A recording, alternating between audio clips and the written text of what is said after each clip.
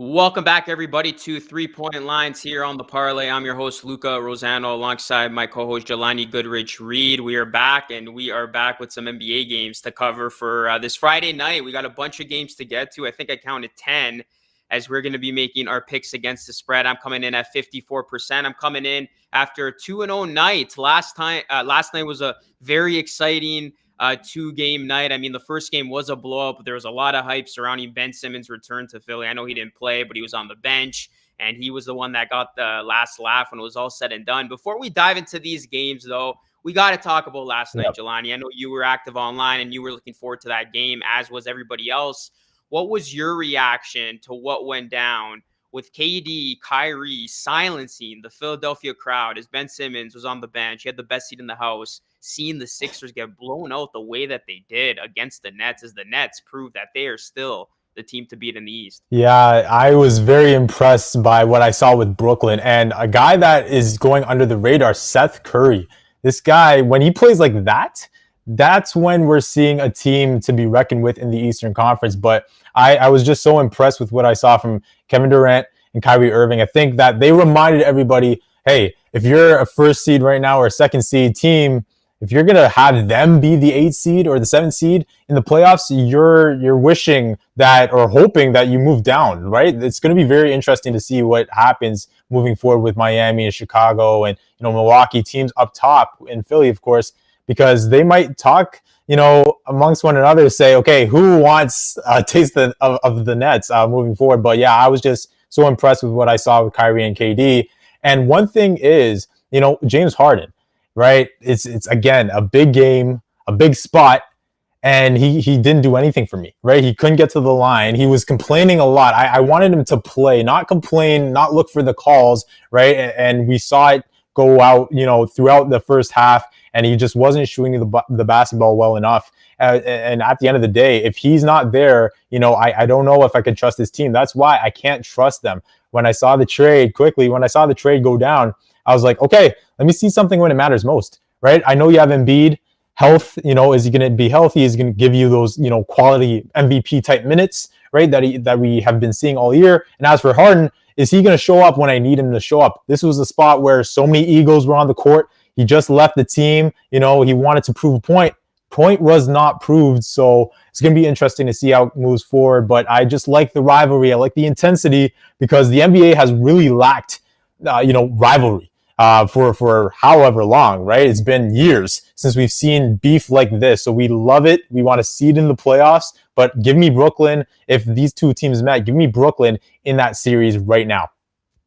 Yeah, I love that bit with Embiid and KD going at each other, and I love how the referees just stood aside and let them do their thing. You need that in today's NBA. We need that genuine rivalry. You're right. That bad blood is missing with today's NBA matchup, so it's great to see that. And I remember when we broke the news live, when we did that NBA trade deadline special, it was me, you, and Nor, and I remember seeing that trade at face value, and I said, I really like this trade for the Brooklyn Nets. And last night was just a letdown spot for the Sixers. I called it a must-win for them, and people were like, oh, it's only a regular season game. It was a must-win just to show people that they are legitimate, that they can beat a Nets team that was without Ben Simmons. It's not that they just lost, Jelani. It's how they lost. They got smoked. They got embarrassed. They got blown out. It was like a 20 to 30-point deficit for the entire night. It was not close, and the Nets weren't even at full strength. Once Ben Simmons comes back, they're going to just be that much more dangerous, adding a guy like Simmons who can rebound, who can play make, who can facilitate. And that duo of Kyrie and KD, they just outplayed and outshined Embiid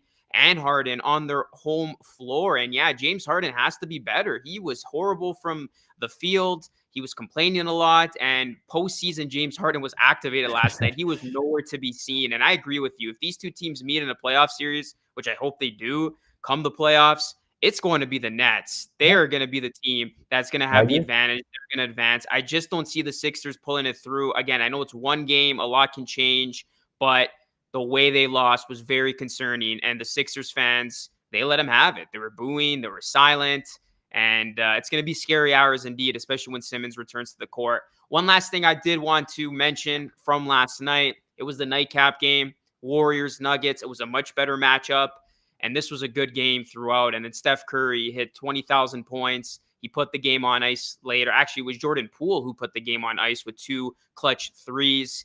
Looking at this Warriors team, they had a bit of a shaky last couple of weeks, but then, Kerr gave them the night off. They were able to come back. They won their previous matchup. They won this game. Draymond Green now is expected to return to this team come next week, along with James Wiseman, who we haven't seen in a while. So my question is, with this Warriors team fully healthy, are they the team to beat in the West in your eyes?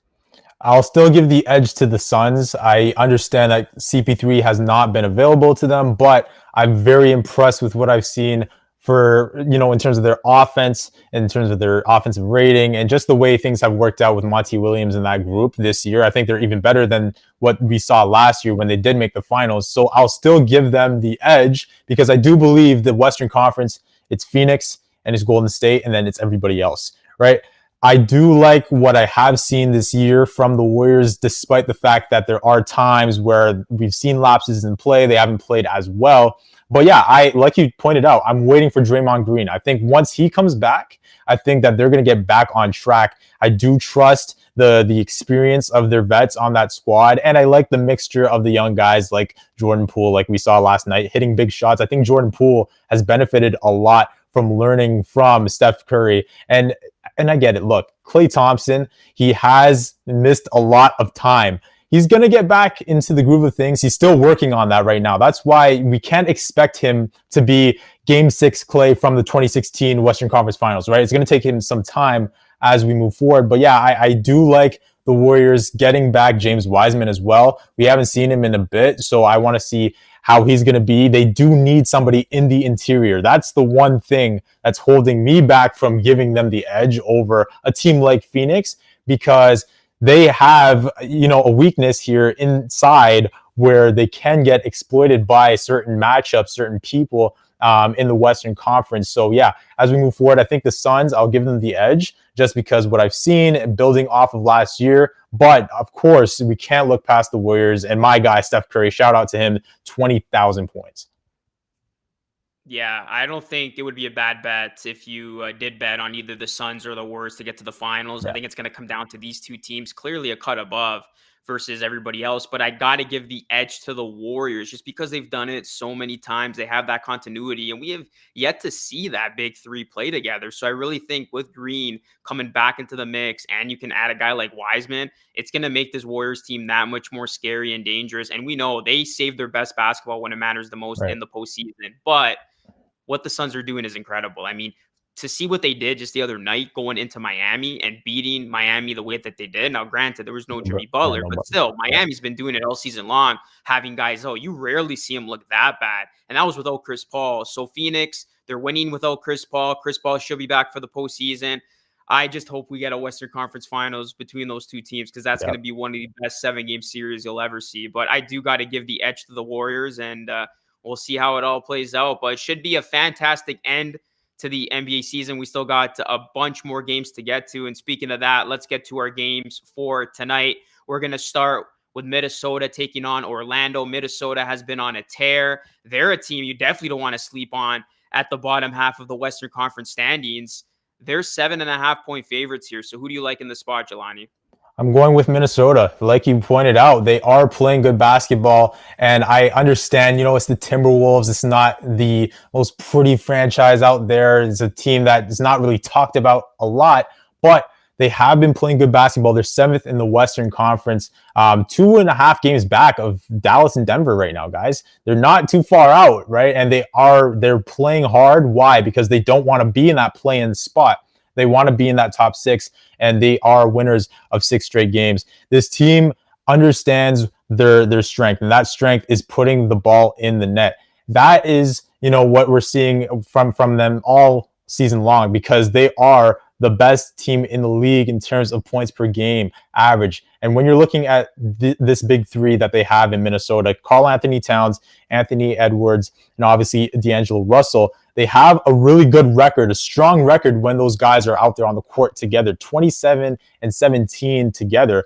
But we'll see, though. We'll see if Edwards is playing tonight. He might not be available. He is questionable with a knee. And when the big three is not together, they're 11-12. So it's going to be intriguing to see how things play out tonight. But yeah, Orlando, I don't think they have enough offensively to hang with a team like Minnesota, who has guys, like I mentioned, that could, get their own, get upwards of 25 points by themselves. So I don't think I don't think I'm going with Orlando here. That is. So yeah, and that's despite the fact that Orlando did beat them before on the year. So yeah, give me Minnesota tonight.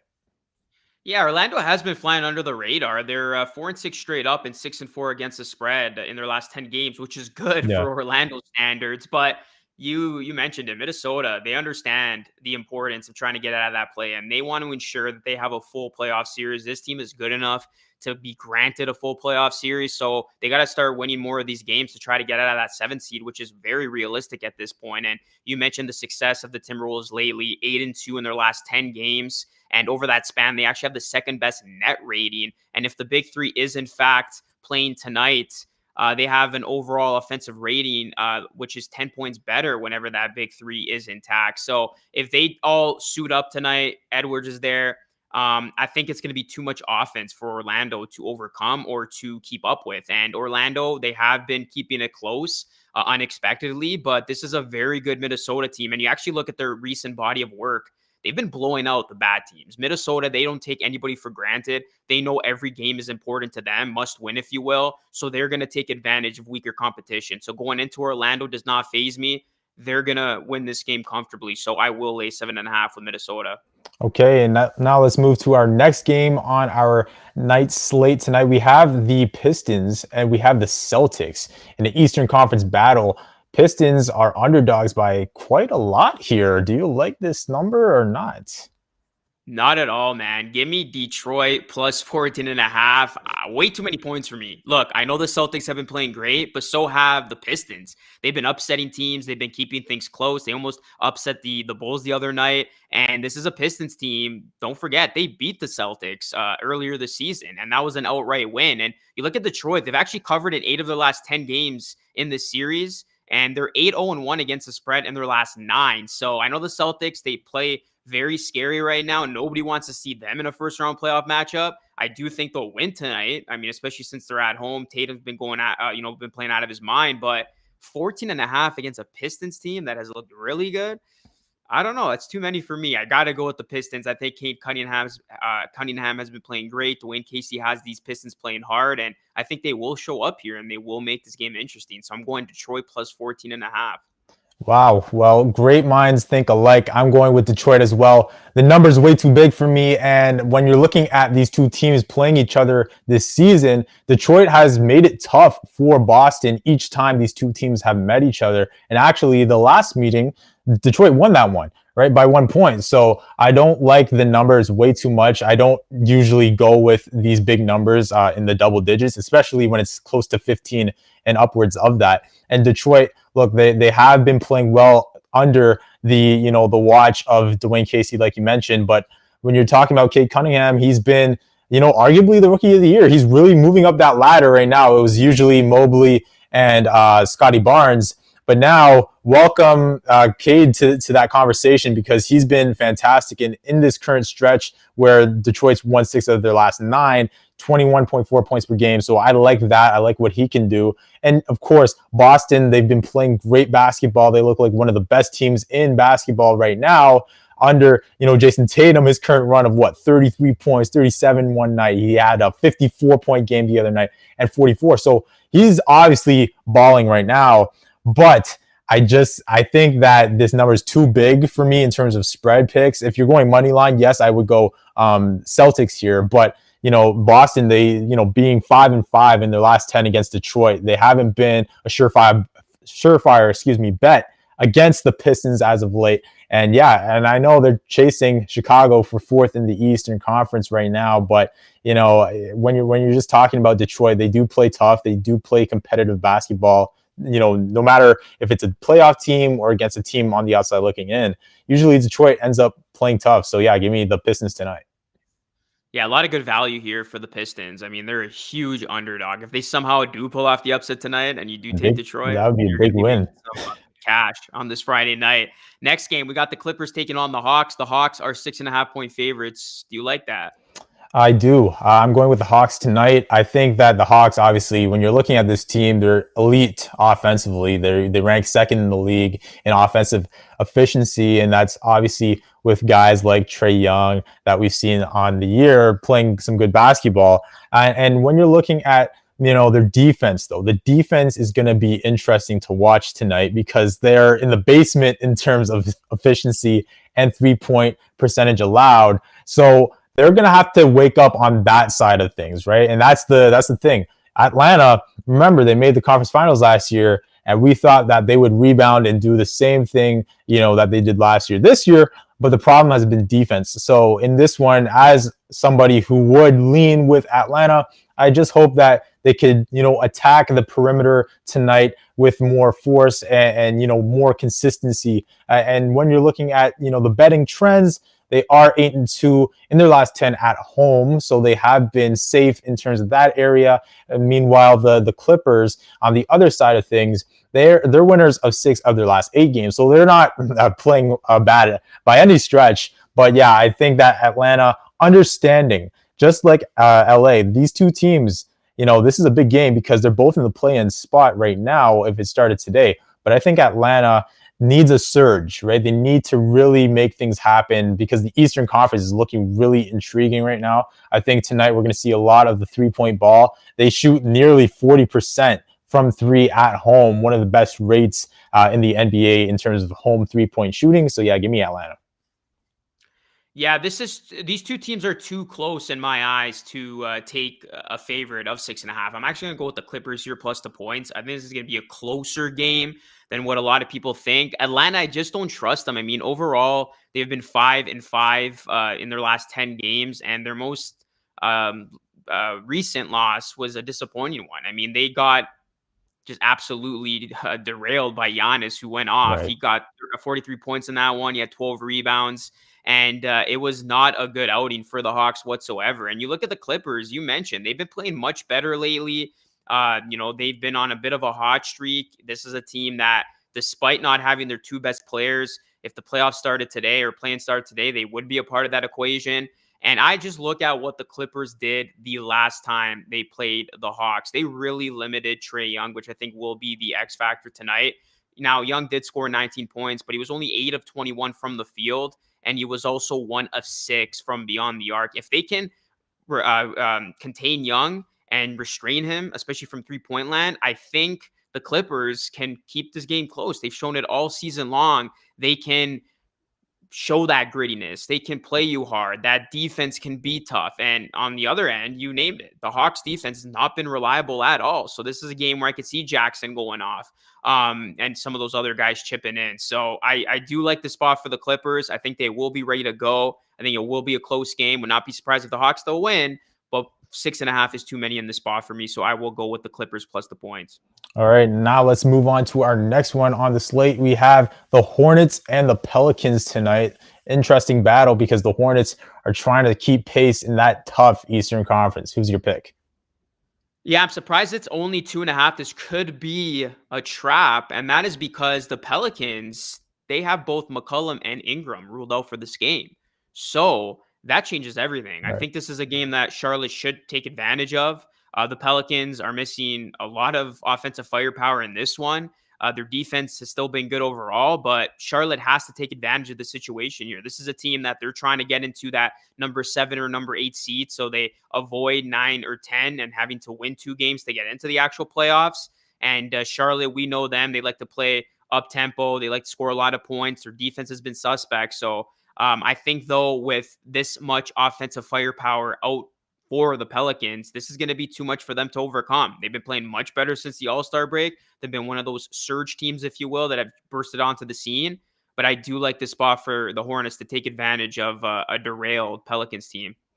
Yeah, I got to agree with you. When I was looking at this matchup, initially, I thought that New Orleans would actually pull it off until I saw the injury report. So yeah, when you lose so many points, combined points with Ingram and CJ McCollum not being there, I can't really give you the edge, right? And I'm looking at New Orleans and I'm saying to myself, where's the offense going to come from aside from Jonas Valanciunas? Valanciunas obviously is a walking double-double, but aside from him, who's going to be that guy to step up for New Orleans tonight? And these guys are losers of 3 of their last 3 games. So, losing 3 straight games, they haven't been playing good basketball. They need to get back on track, but I don't think this is a spot where we could see that happen because the Hornets, I think I got to take the money line here, and I'm also taking them spread. They're 10-3-1 against the spread in their last 14 on the road. So they've been safe in terms of that area. I think a guy to watch tonight would be Miles Bridges. Of course, we all talk about LaMelo Ball, but Bridges, he's had a nice year, and I think tonight he's going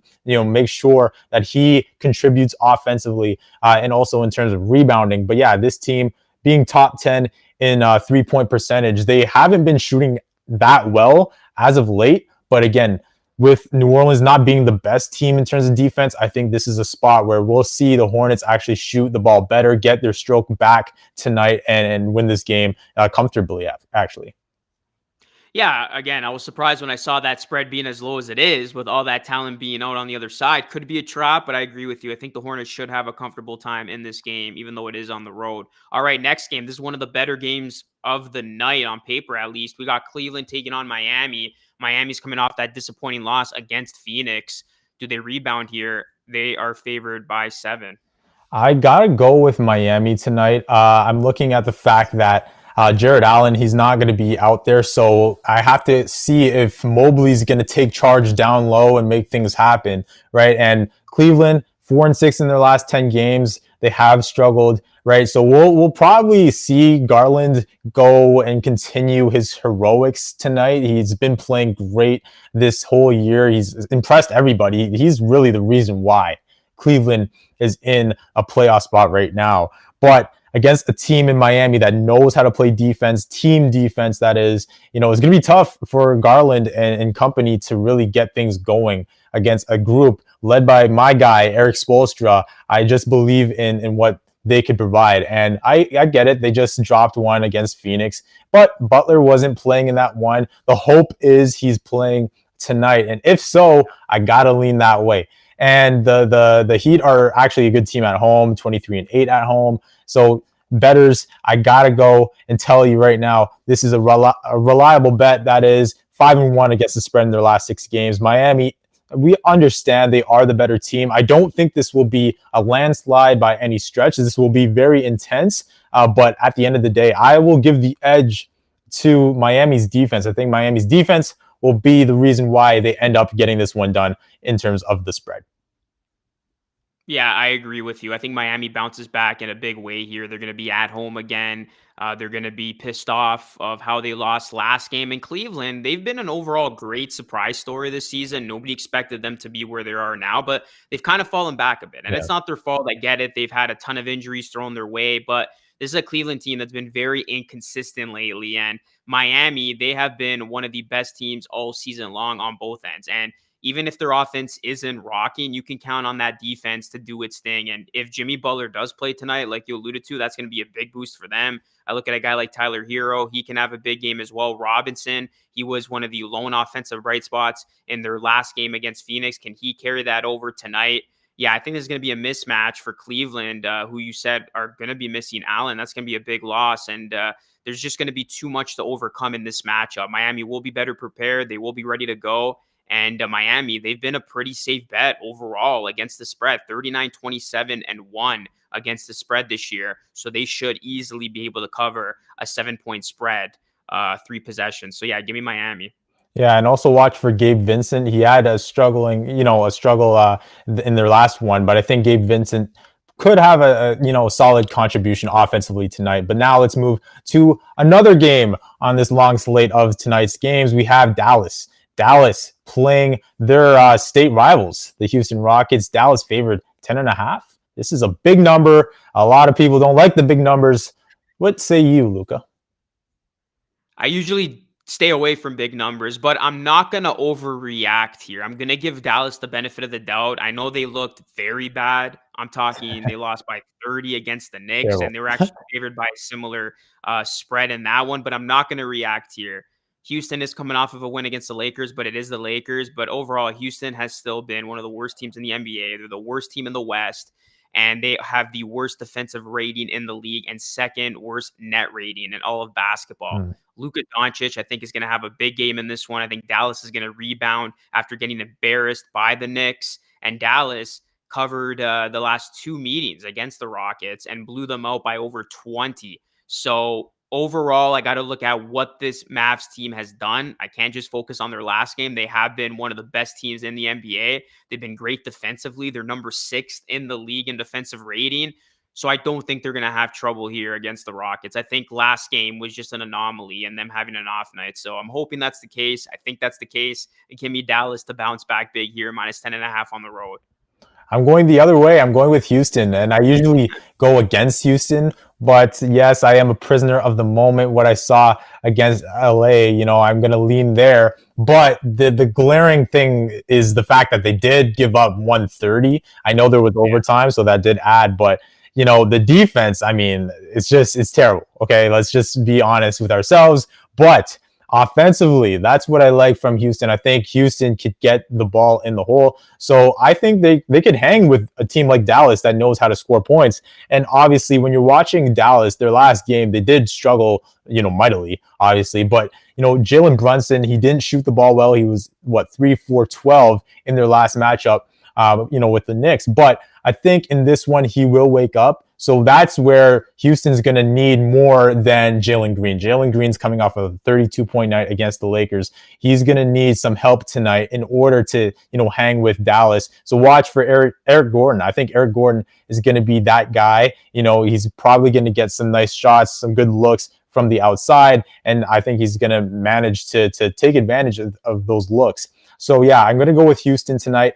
Look, when you're watching this matchup, this all Texas matchup, Dallas has won the previous 2 meetings by double digits. But the thing was, they didn't cover the spread in those matchups. So I understand the numbers big here. Like I said, I don't really go with the big numbers. And the Mavericks also 3-4 against the spread as double digit favorites as of late. So in terms of these numbers, haven't been as, comfortable, a pick. So yeah, give me Houston, despite the fact that when allowing more than 115 points, that is 5-35. So tonight, let's see if their defense actually contributes, somehow in terms of at least limiting the 3 ball. Probably it's going to be tough. That's a lot to ask for against a Luca-led team.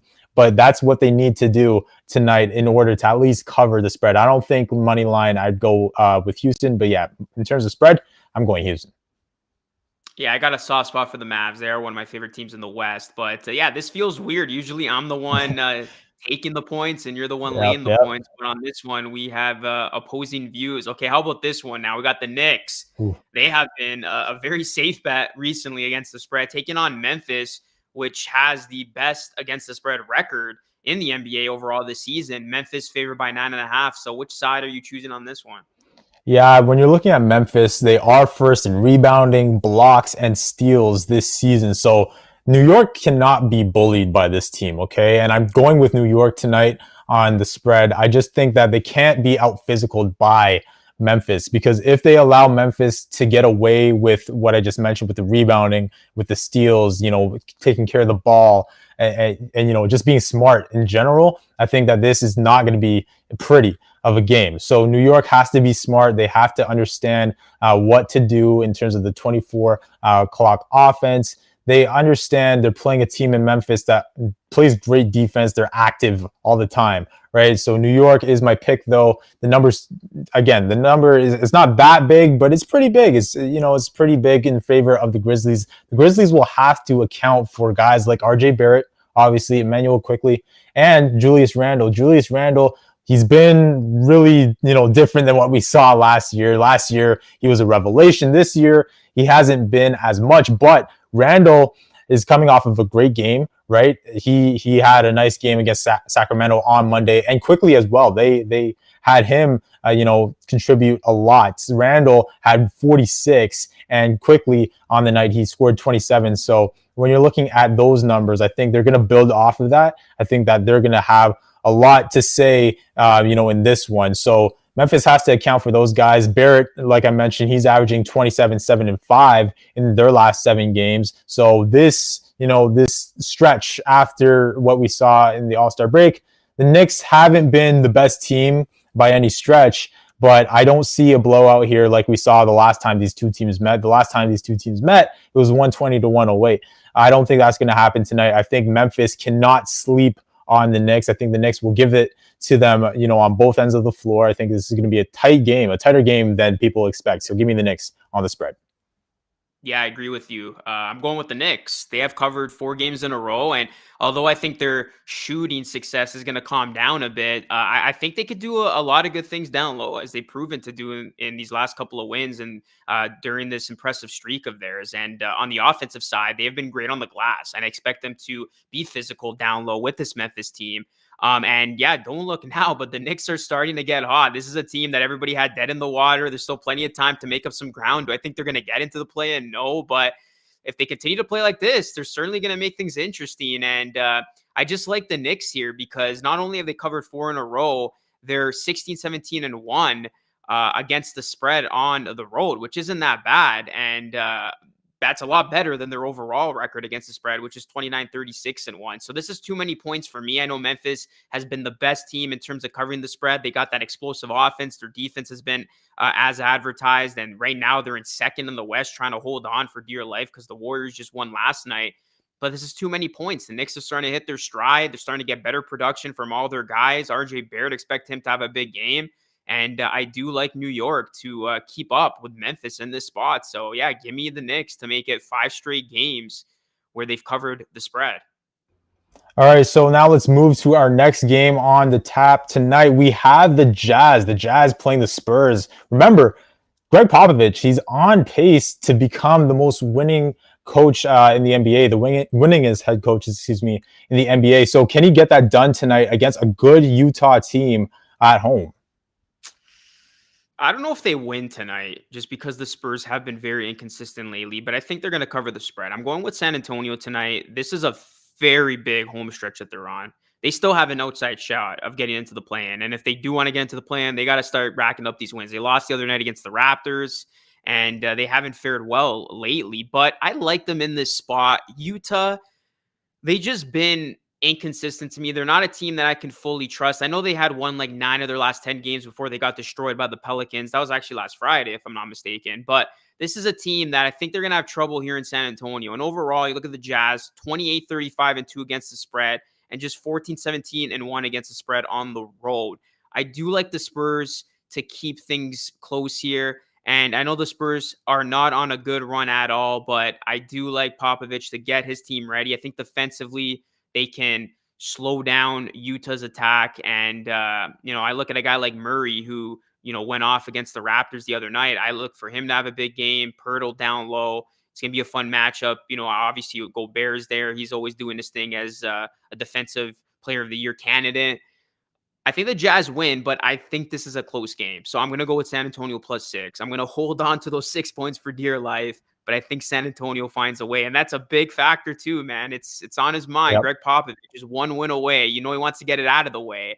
And what a better way to do it against a Western Conference opponent in Utah if he could pull that off tonight. But I won't go that far. I'm just going to go against the spread here. Yeah, no, I was happy that it didn't happen against the Raptors, to be honest with you. But it could happen tonight. We'll see what happens. But I'm going with Utah. Utah has been a more reliable bet in terms of the spread. Since February, they're 11-3. So they have been playing well. These two teams did split the season series with the road team winning both times. So we'll see what happens tonight.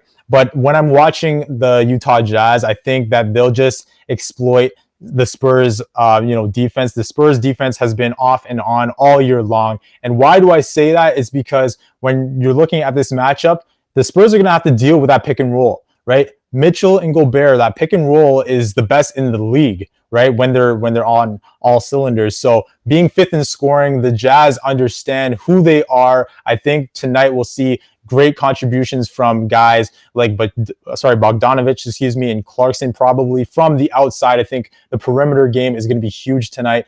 So yeah, we'll see what happens tonight with the Spurs. The Spurs are obviously a team that has been struggling. They're only winners of 1 game in their last 6. So haven't been as reliable as Utah. I think Utah, of course, the better team. I think they're going to prove that. We saw the other night, the Spurs, they just struggled to get points with the Raptors the other night. So who's going to be that other guy aside from DeJounte Murray, right? You obviously have that all-star, but is it going to be Jakob Poeltl? Is it going to be somebody else? They need that in terms of, point scoring, because when you're playing a team in Utah is one of the best teams in the league. They're top 5 in terms of offensive scoring on the year. So yeah, give me the edge. Give the edge to Utah. I think this is not even going to be close, in my opinion. All right, we'll see what happens there. Next game, we got the Raptors taking on the Suns in Phoenix. The Suns, only a 5-point favorite here. Are you surprised by this number, or are you going to go with the Raptors? I'm not surprised by the number. I'm actually going to go with the Raptors tonight. When I'm watching Phoenix, I think Phoenix, obviously, we spoke about them earlier in the show. They are fantastic. They're top 4 in both offensive and defensive rating. That's why I give them the edge in the Western Conference. They've just been so impressive on both sides of the ball. But in the last time these two teams met, the Raptors didn't have all their guys out there, okay? They didn't have Scotty Barnes. They didn't have Gary Trent Jr. They're here tonight. And I think what we've seen from Scotty as of late has been very impressive, okay? I think he's definitely, I'm not being a homer here, he's the rookie of the year, okay? He is the rookie of the year. I'm very impressed with what I've seen from him. And I remember when Raptors fans were upset that we got him at number 4 overall, but he's been so impressive. And also when you're adding you're adding the shooting that Gary Trent can provide tonight, I think that we could hang with the Suns. The Suns are obviously one of the better 3-point shooting teams in the NBA, but Toronto, they have the firepower to hang with a team like Phoenix. Okay, and also, why am I going Toronto tonight? I think the defense of Toronto is going to show up. I think with the perimeter being so important in this game, I think that the defense for the Raptors is going to show up in that spot. And obviously, since the All-Star break, we have seen the Raptors, they started slow after the All-Star break, but they've been, playing some good basketball. I think they're going to be comfortable in this game, despite the fact that the Suns are the best team in the NBA, already clinching a playoff spot, a playoff berth. But yeah, I just think at the end of the day, not having CP3 out there is going to be tough against a smart team in Toronto. Toronto's very smart. They know how to deal with teams like this in Phoenix. And I know it's on the road, but the Raptors have been playing well on the road this year. So yeah, give me Toronto. Give it the edge to the Raps. Yeah, no, that's a surprising pick. I totally thought you were going to go with the Suns. I'm not going to be that big of a homer here. I'm going with Phoenix. I think if this game was back in Toronto, maybe I would have sided with the Raptors, or if Devin Booker was still in COVID protocols, I would have gone with the Raptors. But Phoenix, best team in the NBA, best team at home, 28-7. They got Booker back. We saw how big of an impact he made immediately. 23 points, 9 assists, 8 rebounds in the last game against Miami. And I think Aiden is going to be a huge X factor tonight. I don't see the Raptors stopping him. We know the Raptors have trouble when they go up against a traditional big. Aiden had 19 and 10 last game. I think he can do a lot of damage down low. Look for Bridges too, 21, 9 and 3 against Miami. I mean, this is a guy that has been just doing it on both sides of the ball all season long. And I know Chris Paul not being there is a big loss for the Suns. And yeah, you're right. Last time the Raptors played the Suns, we were all impressed. They almost beat the Suns in that moment. But just given the circumstances, it's going to be another game on the road for the Raptors. They're in deep on this West Coast trip. Friday night in Phoenix, a place where they haven't had a whole lot of success lately. I think this is going to be a game where Phoenix does run away with this one late. So I think 5 points is actually very, very fair if you do want to bet Phoenix, because we're used to seeing this team favored by double digits anytime they're at home. So yeah, I think Phoenix will get it done. Overall, the Raptors have been in a bit of a funk. I know they got back nicely against the Spurs, but still not the same team post All-Star break as they were playing pre-All-Star break. So we'll see if I'm wrong, but I just have this feeling that Phoenix will win it big tonight. So give me Phoenix -5. Yeah, and another reason why I'm going Raptors, they're 28-13, which is nearly 70% against the spread, against teams with an above average offensive efficiency. So that's a quick note for you Raptors bettors tonight. And now let's end it off with the Lakers. Look, this team, I don't even know what to say, Luca. It's just a whirlwind. It's really dramatic every single time these guys play. And yet another game tonight. We'll see what happens tonight with them playing Washington, a team under the radar. They're trying to creep up in the Eastern Conference in the play-in. So can the Wizards pull it off in LA, or will LA actually surprise us for once and actually win a game? Look, the Wizards, they have looked much better with Porzingis. They won the other night against the Pacers, and then they only lost by 6 against the Clippers. And I think the Clippers are head and shoulders better than the Lakers. And I said it on the show, Jelani, with Nor. I'm not betting on the Lakers anymore. They cost me twice already this week. I'm not going to make it 3 times. I know it's only 4. I know they're at home. LeBron's probably playing in this one, but I'm going with Washington. I don't trust the Lakers. They are a mess right now. Just when it looks like they're about to cruise to victory, they do what they did on Wednesday, which was just hitting a new low for them. The way that LeBron wasn't able to finish that game late, you go to overtime, you let up like what, a 12-hole run. Houston beats you, worst team in the West.